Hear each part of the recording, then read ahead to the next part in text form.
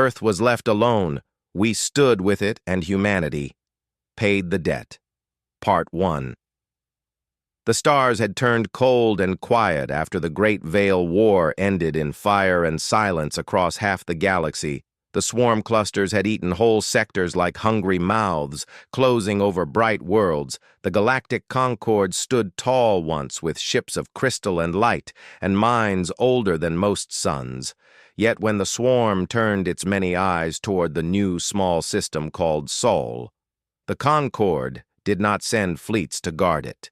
Instead they held a vote in their shining hall on the capital world of Etheris. Hundreds of species spoke through translators. Some voices clicked, some sang, some rumbled like distant thunder. They talked of cost of risk, of how the humans were barely spacefaring, how their ships still used chemical rockets in places, how their weapons threw metal slugs instead of shaped plasma, how their world sat far from the safe trade lanes. One delegate, a tall insectoid from the creche, said plainly, humans bring nothing to the table, yet they demand everything in defense. Another, a soft glowing jelly from the mist veil, added, we cannot waste lives on a nursery world. Let the swarm take it if it must. The vote came fast. Almost every hand or claw or tendril rose to abandon Sol system. The final edict went out on every open channel. Earth, you stand alone. No Concord ship will cross into your space. No aid will come. The hyperlane beacons leading to your sun will be sealed if the swarm follows you. There it follows. He jumped toward safer stars, most obeyed. Jumped toward safer stars, most obeyed quickly. Traitors pulled out scouts, recalled diplomats gone in hours.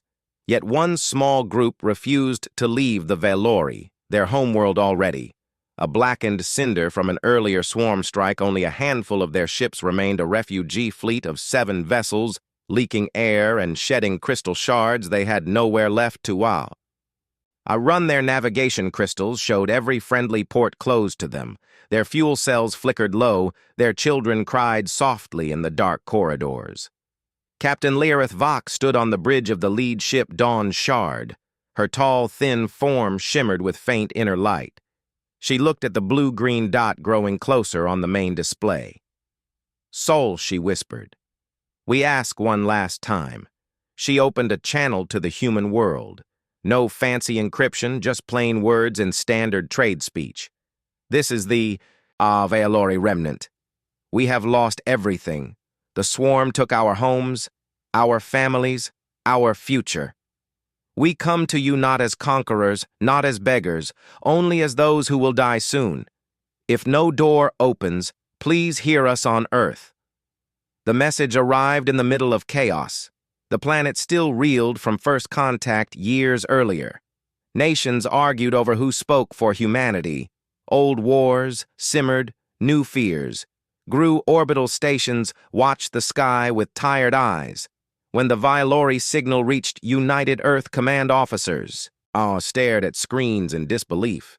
One young lieutenant said aloud, "They are coming here after we were told to expect nothing." Another older captain rubbed his face. "They are breaking the quarantine order. If we let them in, the swarm might track them." Debate lasted less than 1 hour. The council chamber filled with voices. Some shouted no. Some said yes. Some just sat quiet. In the end, the leader of the emergency board, a woman named Mara Chen, stood up, her voice steady. "We were left alone, too, if they die out. There alone we become the same as those who left us. Open the docking arms, prepare medical teams, ready, food printers for their biology. Tell them yes." The answer went back, simple and clear. Velori Fleet. This is Earth. We see you approach. We will not turn you away. Come to our stations. We will help as we can. The 7 ships limped in. Slow and careful human tugs met them far beyond the moon. Small craft with patched hulls and bright running lights. They linked cables and pulled, gently guiding the crystal vessels toward the orbital rings. Workers in suits floated outside welding frames, attaching emergency airlocks. Engineers rewired power feeds to match alien systems. Doctors studied Velori biology from hurried scans and adjusted nutrient mixes. Children from both sides pressed faces to viewports, staring at the strange, beautiful other days turned to weeks. Repair crews never stopped. Human welders burned bright arcs across crystal surfaces. Veilori technicians taught their new hosts how to shantoon resonance fields in return. Humans showed them how to jury-rig failing drives with spare parts from old shuttles. Laughter started in the shared mess halls. Awkward at first, then real stories passed back and forth in broken trade speech. A Veilori elder told of glowing forests that once covered her world. A human mechanic spoke of oceans and cities lit at night. Then the first swarm probe arrived, a black needle shape slipping through the Oort cloud. Silent and fast Earth defense grids lit up. Alarms screamed. Pilots ran to fighters. Many still carried dents from old human wars. They launched in waves. Some ships barely spaceworthy, yet they flew out anyway. Nuclear mines tumbled from cargo bays set to proximity fuses. Coil guns spat rounds at speeds that tore vacuum itself. One pilot named Rico Torres flew straight at the probe, his voice calm over comms. If it wants to eat something, it can eat me first. His craft slammed home. The explosion lit the dark like a new sun. The probe died in. Pieces more probes came. Scouts, hunters, seekers each time. Humans met them with fury and desperate skill. They used tricks no galactic navy would try, ramming at full-burn slingshot maneuvers around asteroids, improvised warheads made from reactor cores. One fighter wing lost 6 ships in minutes, yet they killed 3 swarm drones before the last human pilot died, laughing over open channel. Take that, you ugly swarm of bugs. The Veilori watched it all from their repaired ships, their crystal skin. Flickering with emotion, some wept light. Some stood frozen. Captain Lireth Vox sent a message to Mara Chen. Your people bleed for strangers. Why, Mara answered simple. We know what alone feels like. After 43 days, the last swarm scout died, shredded by a human railgun barrage. The Oort cloud grew quiet again. The Veilori fleet now shone whole again. Engines, strong hulls, sealed air clean. They gathered at the jump point. Humans sent one last gift, a crate of seeds from Earth crops that might grow. Under alien suns and a data chip with music stories, laughter recorded from children of both kinds, Lireth Vox stood before the main viewer facing the blue world below. We owe you more than words can carry, she said. When our strength returns, when our children grow, we will come back not to take, but to stand. Mara. Chen smiled, tired but proud. Then we will wait. The Veilori ships jumped away, light bending around them. Earth watched them go. Silence returned to the system. Yet something had changed in the hearts of those who stayed behind. They had fed the hungry, sheltered the lost, fought the dark with broken tools, and paid in blood for people not their own. The debt was small, then just a handful of lives and ships. But it planted a seed deeper than anyone knew. Humanity turned back to its own work-building, healing, learning. The galaxy moved on. Thinking Sul forgotten. Thinking the primitives tamed or dead. None of them saw the quiet fire growing on the small blue world. None of them heard the new oath. I'd whispered in barracks and homes, we remember Earth was left alone. We stood with it, and humanity paid the debt. Part 2 decades rolled by slow and heavy after the Veilori ships jumped away from Sul. The galaxy kept moving like nothing had happened. The swarm clusters finally broke against the desperate defenses of the core worlds. Bioweapons rained down on hive ships, turning vast swarms into silent dust. The Galactic Concord claimed victory parades filled the streets of Aetheris metals shone on. The chests of species who never saw the front lines. Old alliances grew stronger, trade flowed richer than before, new colonies sprouted on safe worlds, far from the scars of war.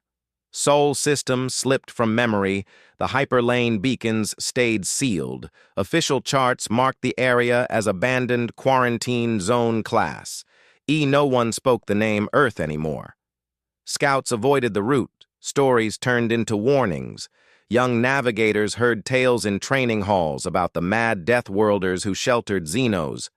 So against orders, they learned to laugh at the idea of primitives fighting for strangers.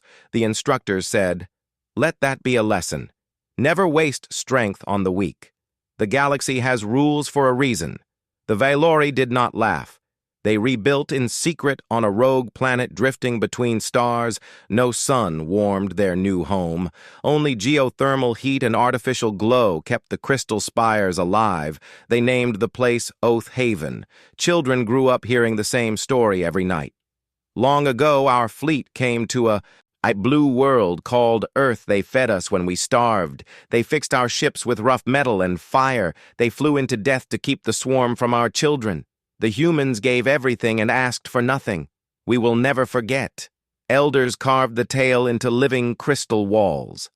Images moved inside the stone, showing human workers in heavy suits welding beside Valori technicians. Children of both kinds playing together in zero gravity. Fighters exploding in bright flashes as they took swarm probes. Our final scene always stayed the same. A small blue marble hanging in black space with 7 crystal ships, leaving trails of light toward a hidden jump point below the image, words formed in ancient script. Debt remains, generations past. The Valori changed. They studied old human data chips preserved like holy relics. They learned fusion patterns from patched Earth reactors. They copied coil gun designs and made them better with crystal resonance. They built new ships, sleek and black as void engines. Quiet shields strong enough to drink plasma and spit it back. They trained pilots in human tactics. Dodge, strike, vanish, strike again. Never fight fair when you fight to repay. They spoke less, sang more. Their songs carried the weight of promise.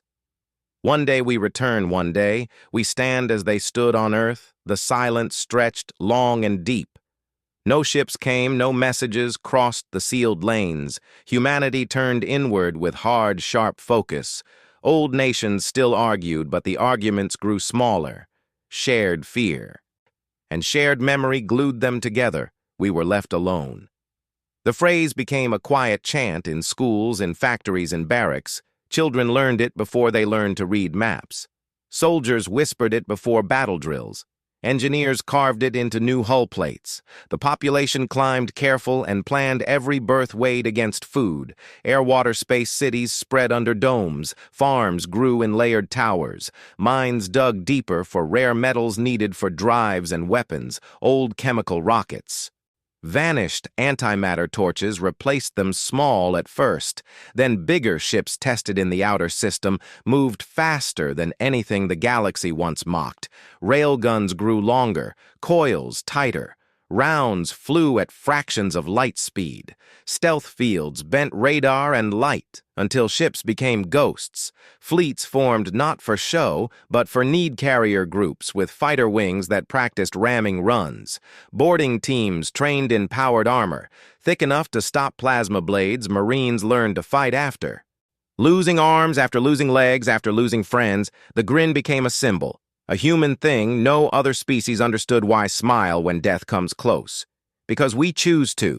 Because we remember, because alone taught us how to stand anyway. Old soldiers from the swarm probes still lived some missing limbs, some scarred deep. They told stories to recruits not for glory but for truth. We flew junkers against needles. We died laughing because dying mad beats, dying scared the new generation's listened eyes. Hard jaws set. They built simulators that matched every probe encounter, replayed every loss, every kill. They added improvements, each cycle faster, stronger, meaner trade with no outsiders forced. Cleverness recyclers turned waste into fuel. Hydroponics fed billions. Education pushed every mind toward science, toward war, toward survival. Libraries filled with salvaged galactic knowledge, mixed with human books, poetry, songs, plays that spoke of stubborn hope, the kind that refuses to break one quiet. Tradition grew in secret fleet officers met once a year on the anniversary of the Valori departure. They gathered in dim rooms, raised glasses of water or weak synth alcohol, and spoke the old words we remember. Then they burned a small paper image of the blue marble, a reminder that debt lives even when no one else sees it. Rumors sometimes leaked past the quarantine. Smugglers tried to sneak in for rare earth metals or strange human art. Most never returned. The few who did spoke in hushed voices of defense grids that woke without warning, of ships that appeared from nowhere and vanished after shredding hulls, of voices on comms that said, "Turn back or become part of the debt." The galaxy laughed at, first then stopped laughing and simply stayed away. Inside Sol, the fire grew steady. Not loud, not flashy. Just constant. Humans did not dream of conquest. They dreamed of readiness. If the day ever came when someone returned not as friend but as threat, they would answer, not with pleas but with everything. They had built in silence far away on Oath Haven. The Valori finished their last great ship, a flagship long and sharp named Oathkeeper. Its hull drank light, its weapons sang in frequencies that could crack shields from inside. The crew stood tall, crystal skin bright with purpose. Captain Lirith Vox had grown old, her light softer now, yet her voice still carried across the bridge. We waited long enough. The debt calls we answer, not for revenge, not for power, for balance. Because some things must be paid. She touched a crystal panel. A hollow map bloomed, showing old borders, new empires, the ascendant dominion, rising from conquered ashes, greedy and strong. She smiled, thin and certain. Soon they will reach Sol. Soon they will learn what alone really means. On Earth, a new admiral walked the halls of United Earth Command. Her name, Elena Voss. Her grandfather had flown one of those desperate fighters long ago. She looked at star charts marked with red lines where Dominion scouts might soon appear. She spoke. Out to her officers, low and calm. If they come, we meet them. We show them we did not wait to be saved. We waited to be ready. The galaxy spun on thinking Sol empty, thinking the primitives broken or gone. None saw the two quiet forces growing, one on a rogue world, one around a small blue star, both tied by the same unbreakable thread, both ready when the time came to collect what was owed. The long silence held its breath, waiting for the first crack. Earth was left alone. We stood with it, and humanity paid. The Debt Part 3. 200 years slipped past since the Valori left Sol system. The galaxy changed shape again. The old galactic concord crumbled under its own weight. Too many rules, too much greed. New powers rose from the ruins. The biggest one called itself the Ascendant Dominion. Its ships gleamed gold and black. Its soldiers marched in perfect rows. Its leaders spoke of destiny, of order, of taking back what the swarm had left empty, including forgotten zones like Sol. The Dominion moved slow at first claiming border worlds, then core systems. Scouts came, first sleek probe drones, slipping past old sealed beacons. They scanned the quiet space around Sol, found nothing moving, no signals, no heat blooms, just cold rocks and distant gas giants. The lead scout commander laughed over his bridge crew. Primitives probably died out long ago.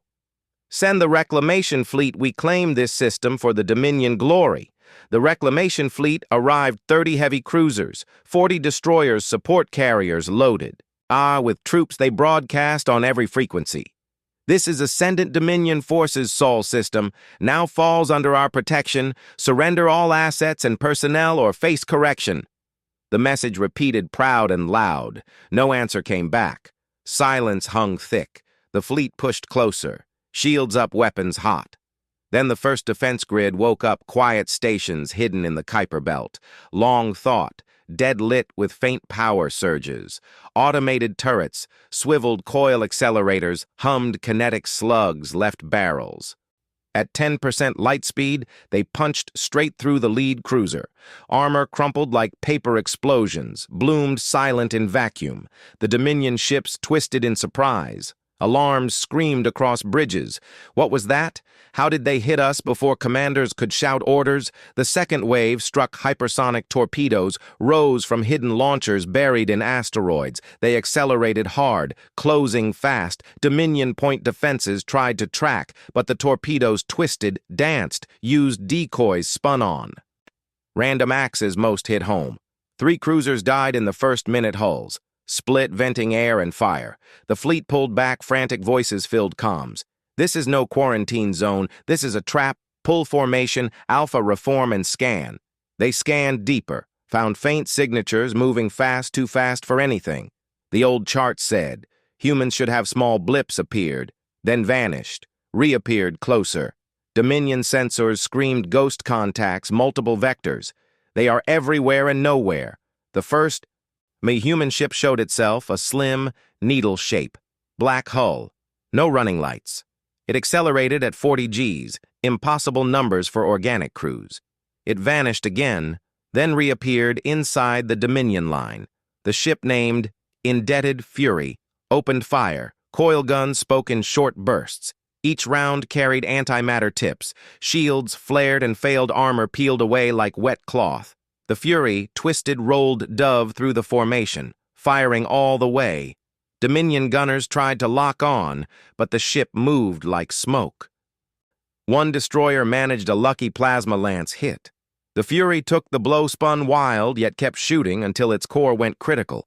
The explosion took 2, Dominion ships with it bright enough to light the rings of Saturn. More human ships came, silent hunters carriers that stayed far back, launching wings of fighters, old patched designs upgraded beyond reason, stealth fields, bent light engines, pushed past red lines. Pilots wore suits thick with gel that kept them alive under crushing thrust. They met. Dominion interceptors head-on, twisting, turning, ramming when guns ran dry. One fighter pilot broadcast on open channel laughing loud. "Come get some, you shiny bastards. We've been waiting centuries for company boarding action started next." Human teams in heavy-powered armor cut into crippled Dominion hulls. They moved fast. Brutal Marines with blades that vibrated through battle plate. They fought in corridors lit by sparks and emergency glow blood-painted walls. Dominion elite troops trained for years fell. Firing a heavy pistol until his power pack was empty and he was forced to drop his weapon and run for cover. Firing a heavy pistol until his power pack died. His squad mates stepped over him, never stopped, the Dominion flagship. Pride of Ascendancy hung back, commanding the battle. Its admiral stared at hollows in disbelief. Primitives with toys. How are they doing this? He ordered full barrage glass the inner system if needed. The main guns charged plasma bright enough to blind sensors before they fired a new contact, appeared massive, bigger than anything in the Dominion fleet. It came from nowhere. Engine's silent hull, black as the space between stars, its bow carried one word in simple script: debts. The ship rammed straight into Pride of Ascendancy. No fancy maneuvers, just straight-line speed, mass, and fury. Shields collapsed on both sides, hulls crumpled metal, screamed. The human ship pushed deeper, tore through decks. Like a knife through flesh. Then its entire antimatter magazine lit off. The blast swallowed the flagship, and half the command group in white fire debris spun outward, silent and slow. Surviving Dominion captains stared at empty space where their pride once stood, comms filled with panic. Retreat, retreat, all ships jump out. Now the remnants fled, engines flaring wild. Some made the jump, some did not. Human hunters picked off stragglers one by one. No mercy, no prisoners, just clean kills. The system grew. Quiet again. Defense grids powered down, went back to sleep. Word spread fast through Dominion space. The quarantine zone called Sol was not empty. It was armed to teeth. Primitives had grown claws. The admirals who laughed before now spoke in low voices. We underestimated them. We must send more. Next time. Bigger fleets, better weapons. Scouts reported strange sightings. Black ships with crystal patterns moving near old borders, whispers. Started the Valori. They vanished after the war. Some say they died. Some say they hid now. They return with humans at their back on Earth. The victory stayed quiet.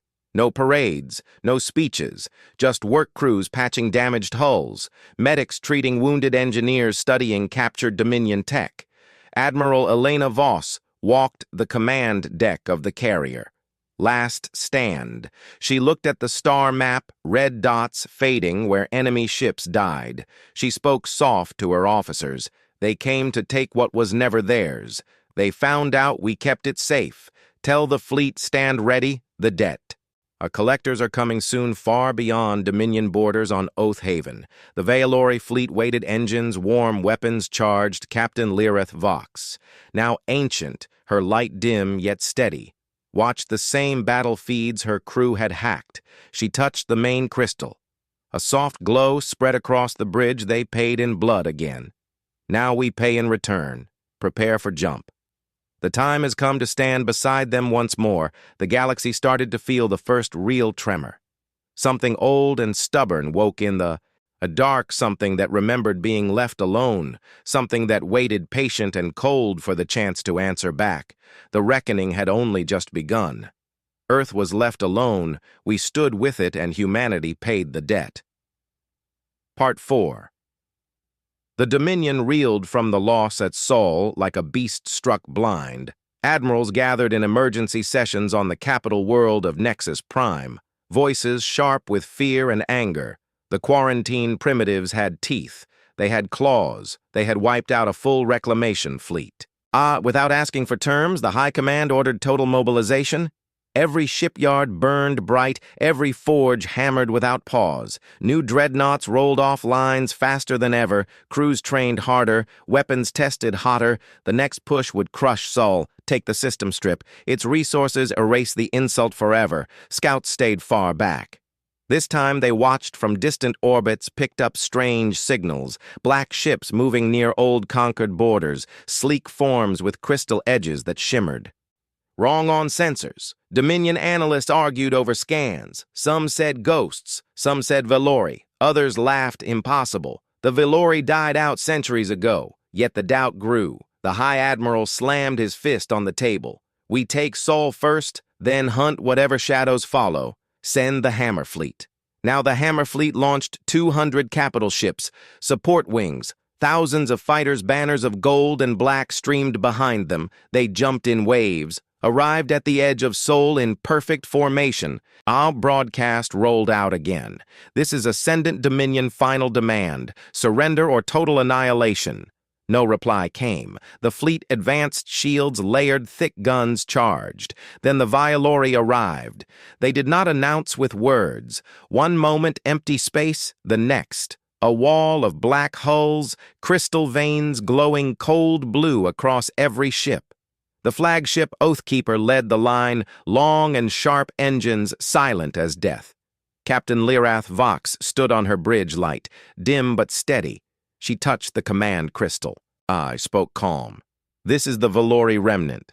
Earth was left alone. We stood with it. Humanity paid the debt they never asked us to owe. Now we pay ours. Open fire phase. Disruptors. Woke first beams that tore at reality itself. Dominion shields flickered, then cracked like thin ice crystal lattice armor, absorbed plasma volleys, turned the energy into harmless rain. Valori ships danced through the enemy line. Impossible turns, tight loops, human tactics drilled into every pilot over generations they struck from.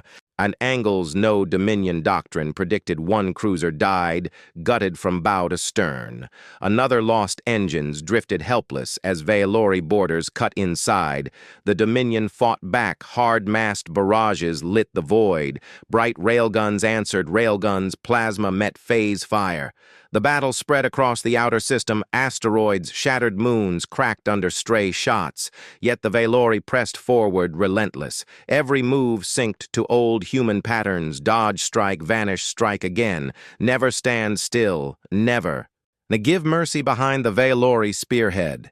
Human fleets appeared silent. No fanfare, no bright banners, just dark hulls marked with one symbol, a blue-green marble inside a broken chain. They moved like wolves' ships named for debts and oaths. Indebted Fury 2, last refusal.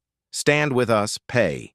In full, they slipped through gaps the Valori carved, accelerated at numbers that broke Dominion sensors, antimatter, torpedoes flew true coil guns, hammered shields until they popped boarding teams launched in waves. Marines in thick armor cut into enemy bridges fought room by room one. Dominion captain watched his ship die from the command chair. Humans poured through breached hulls, grinning faces behind cracked visors. They fought past pain, past wounds. One Marine took a plasma bolt to the chest. kept walking, fired his rifle one-handed until he fell.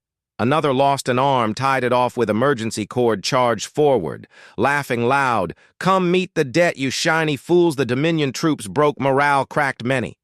Threw down weapons, others died where they stood. The hammer fleet crumbled piece by piece. Dreadnoughts burned carriers, split open fighters, scattered like frightened birds. The High Admiral on Nexus Prime stared at live feeds in horror. His voice shook. "How many ships do they have? How long have they hidden this?" The tactical officer answered. "Quiet. Too many, sir, too long. The primitives prepared while we forgot them. Valori transmissions flooded Dominion channels, every frequency, every language. This is. Oh, not conquest, this is payment. Earth sheltered us when no one else would. Humanity bled for strangers, now we bleed for them. The debt comes due. Worlds that once cheered Dominion parades now heard panic in official broadcasts. Black ships appeared at colony edges. Valori hunters struck supply lines. Human raiders hit shipyards, no warning, no demands, just destruction. Clean and final on Earth. Admiral Elena Voss watched the feeds from her flagship Last Stand. She spoke to her bridge crew low and steady. "They come for what we built in silence. They find what we kept ready. Tell the fleet hold formation. Let the Valori lead, we follow, we collect together." The human ships moved in tight groups, carriers launched fresh wings, fighters swarmed like angry insects. They targeted command ships, first crippled engines, then life support, then jumped away before counterfire could lock. A Dominion world called Haven. Verge fell, next Valori ground forces, landed soft crystal troops in light armor, moved through cities. They did not loot, did not burn. They secured key points, broadcast simple words.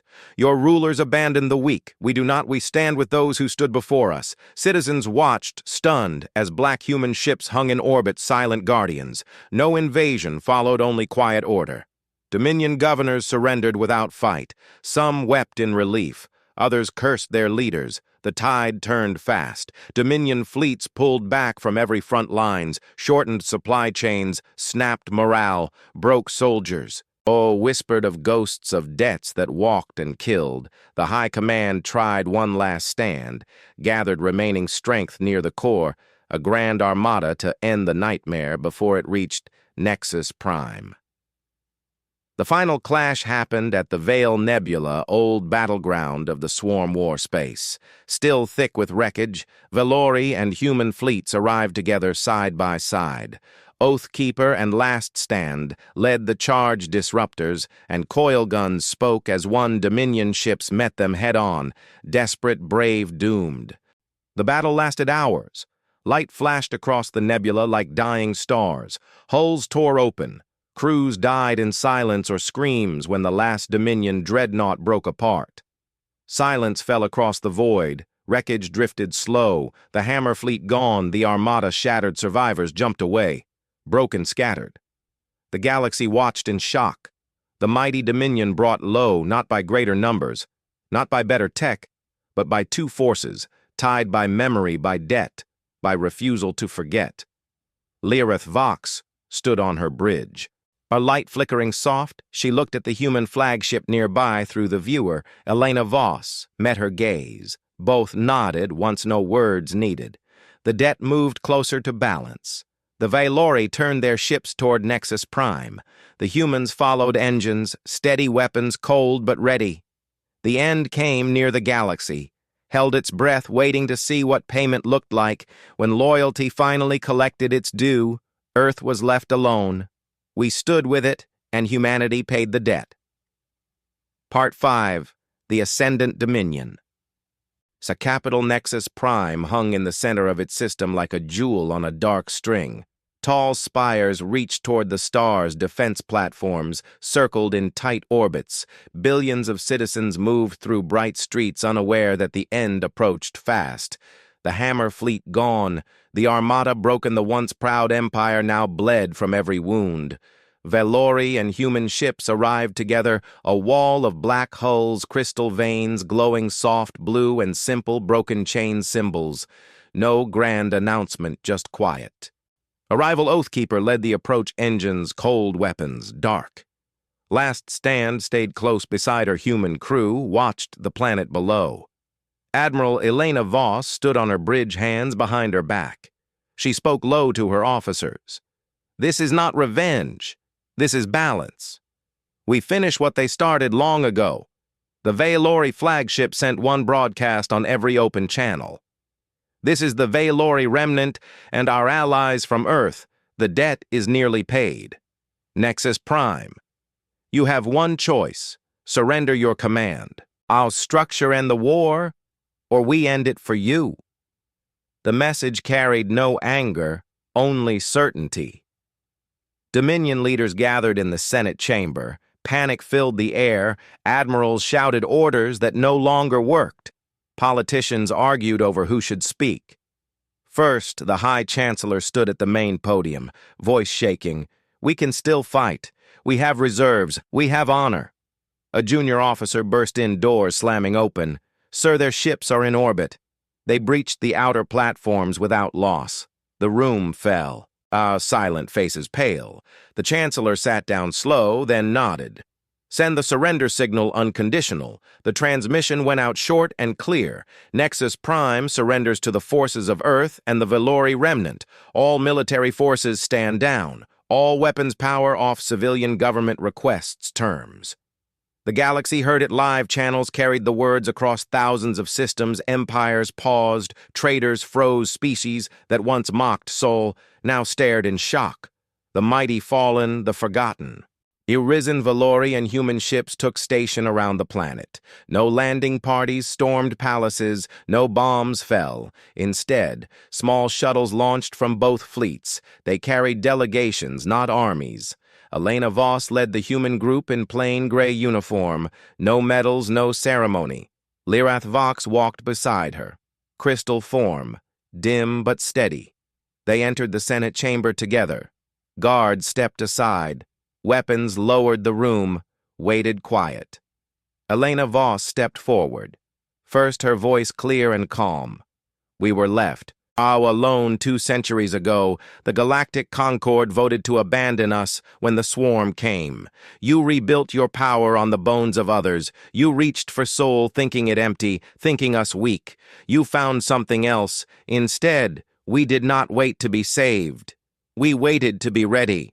Some of you stood with us when no one else would. The Valori chose to remember that choice today. We repay it not in blood, but in finality." Lyrath Vox spoke next. Her light flickered gentle. "The debt wore human faces, we carried it. Across generations, through silence, through rebuilding. We come not to conquer, not to rule. We come to close the circle. No world shall be abandoned again, while any can stand beside it. That is the new law written in action. Not words." The Dominion leaders listened. Heads bowed. Some wept. Others stared blank. The Chancellor rose slow. "We accept your terms. The Ascendant Dominion is dissolved. Its fleets, its territories, its laws now fall under your judgment." Elena Voss shook her head.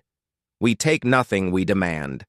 Only one thing: the galaxy changes today, or it faces the same lesson again. No more abandonment, no more votes that leave the young or the weak to die alone.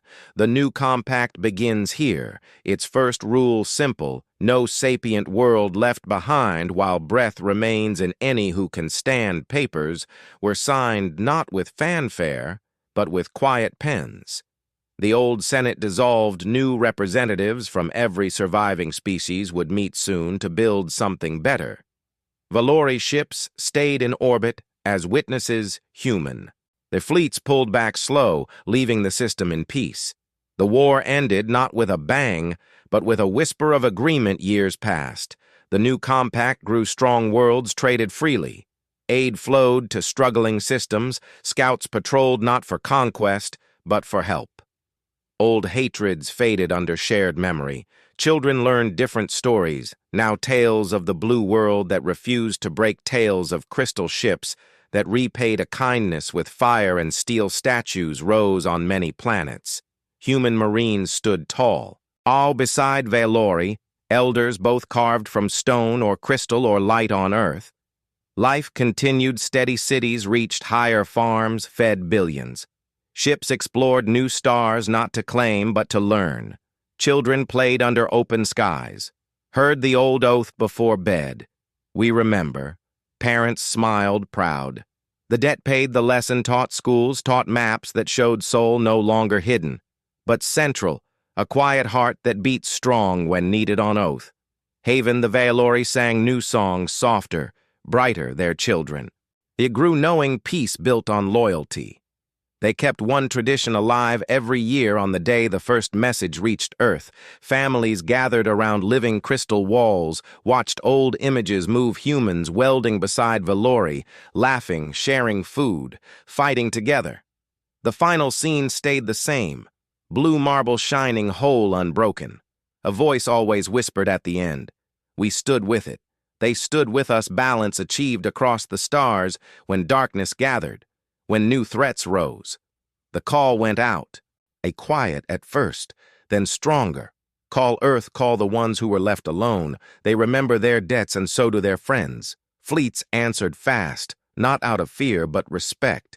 Ships arrived from every direction, ready to stand beside the small blue world that once sheltered strangers and changed everything. Humanity did not conquer the galaxy with armies or empires. They did it with memory, with refusal to forget, with the simple truth that loyalty repaid in full looks like unbreakable strength. The galaxy learned that lesson deep. No one left alone again. No world written off as too small, too young, too far. The debt closed the circle complete on a quiet night. Admiral Elena Voss stood on a balcony overlooking Earth. Lights twinkled below, ships moved silent in orbit. She looked up at stars, thought of Lyrith Vox now gone. Her light passed to new captains. She smiled soft. We paid the debt together, she whispered, and the stars seemed to answer back in quiet agreement. The story spread far, carried on. Our trade winds on scout reports, on songs sung in many tongues when hope grew thin. Someone always said, remember. Saul, remember the ones who stood when no one else did. Remember what happens when humanity feels the debt. The galaxy never forgot again.